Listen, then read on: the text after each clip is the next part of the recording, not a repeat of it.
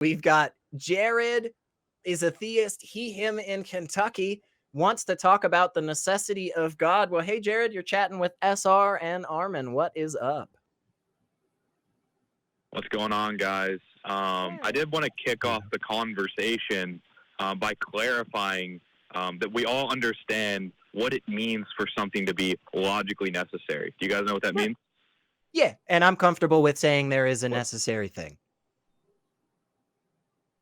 Right. Well, just to be clear, what do you think it means for something to be logically necessary?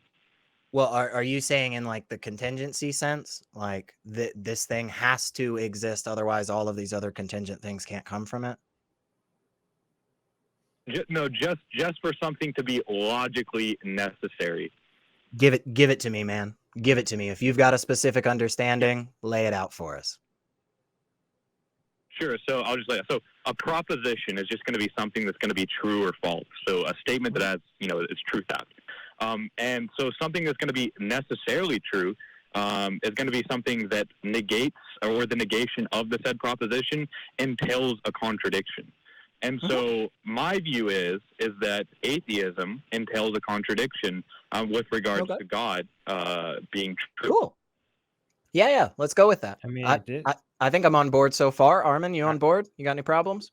Atheism is a contradiction with God being real. Yeah, okay, so sure, go on. I think Jared was saying there's a contradiction in atheism, not atheism and God being real. Oh, okay. Yeah. Okay.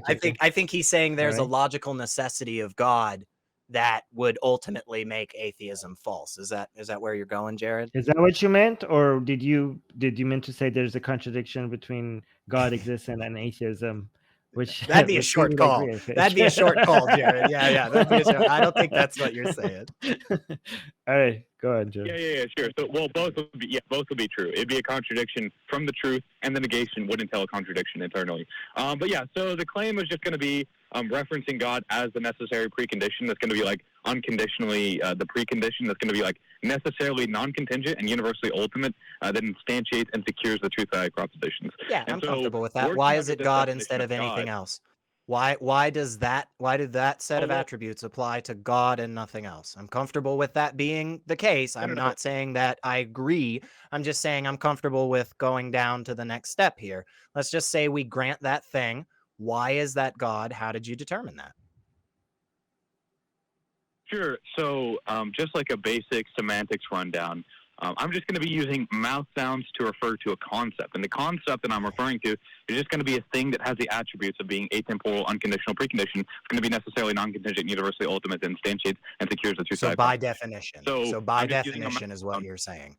I just want to make sure we're on the same page because I'm comfortable with this, but it sounds like what you're saying is there is a set of criteria that adheres to the concept, the mouth sounds that we make for the concept, necessary, logically necessary. And then what you're going to say is that set of criteria that indicates that thing is also the set of criteria that indicates your God, right? Am I wrong? So close, but I'm just saying that this is going to be the set of attributes that are going to be necessary. That is to say that the negation of such would entail a contradiction internally. That's fine. That's fine that those attributes are the necessary thing. That's fine. We've already moved on. How do we make the next step, which is applying that to a specific entity that you call God and then add extra attributes onto? That's all I want, man. I'm not disagreeing with your list here. I'm saying fine. I mean, I could argue about what atemporal means and so forth, but I don't think it's worth it because I think this is the crux of the issue. Here's your toys. You got them. Now show me how they fit together and make a nice puzzle. All I need to know is how do these attributes apply to your God and how'd you determine that? That's it. Well, just to be clear, when you're granting this, you are granting that atheism entails a contradiction. No, I'm not. I'm granting that there is a necessary thing that has a specific set of attributes for existence in general. You're then saying that that necessary thing has to be this magical thing that you love. The problem is you're then adding extra specific attributes that you didn't have to begin with. And all I'm trying to do is say, you're right on those first set of attributes. Congrats. We're on the same page. We both won a prize. And now you're stepping off a ledge into something else. And all I want to know is, you tell me there's a bridge there. Can you help me walk across it, please? How do you get to the next step? Well, okay. We got the necessary criteria. So how does that take us to God? Sure. So just to be clear, this is going to be a deistic position once you're granting this, which is to say that atheism is false. I just want to make... Sorry for all the people out there listening with headphones on. Here's why I don't give a crap then if what you're saying is you're going to end up with deism. If your God is one that you can't detect by your criteria, it doesn't exist. It doesn't exist for you. You have no justification for believing in it. If that's all we're going to do, Jared, I'm just going to let this go, unless Armin has any other thoughts. Because what we're doing right now is we're going through a lot of spinning of wheels to make absolutely no progress in this journey. If where you are trying to end up is a deist God, a God that by definition does not interact with the world in any detectable way, I think we're done with the conversation. So, Armin, do you have any thoughts before I bring back Jared and get his thoughts on if we're just ending at deism? Because I think don't know. you just nailed it. I don't want to go much further because I think we're going in circles. I think a lot of you feel free to drop that call. I just want to. By the way, I'm not on the screen yet. I don't know why. You're not. You're still hidden. Where is he? I'm Where are still- you, I'm Armin? still- Don't go hello, away. hi, All right, Jared. good. I'm gonna be honest. I'm gonna let you go. You said the word that there we needs go. to be said in this conversation for us to end it, because again, Right.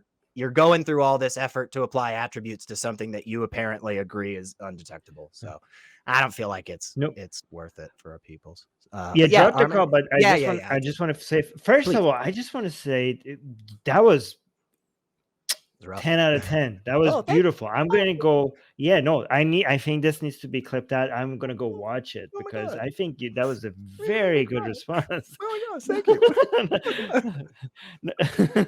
you. No, but also I think this is a trick people play. Like when we say atheist, we're talking about the God that people meant, throughout history. Yeah. This self-aware, human-like creature that gets angry, that gets happy, that it wants to punish people and reward people, that wrote a book, that answers to prayer, that wrote a book, like that, and that created the world, that manages the world. When we say we're an atheist, we say, we don't believe in that.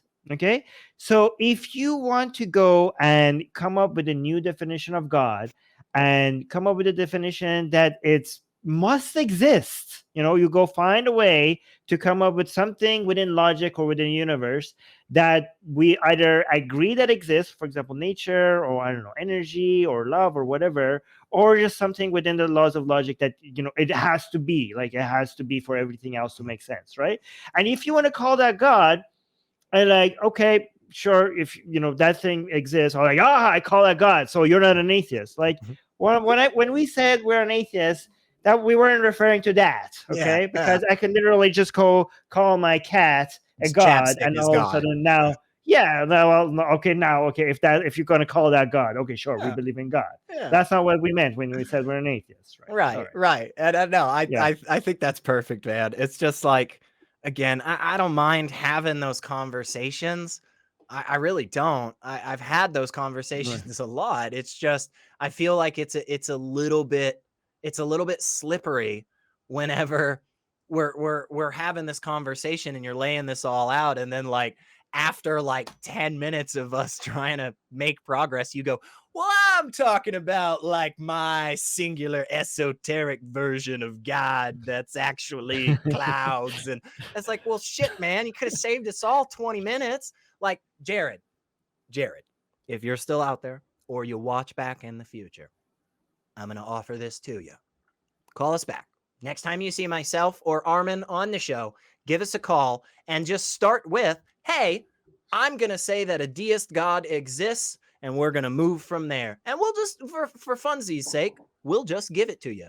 Because again, I still think there's problems even with your, even with that. Even with all of your toys, I still believe it won't work out for you. So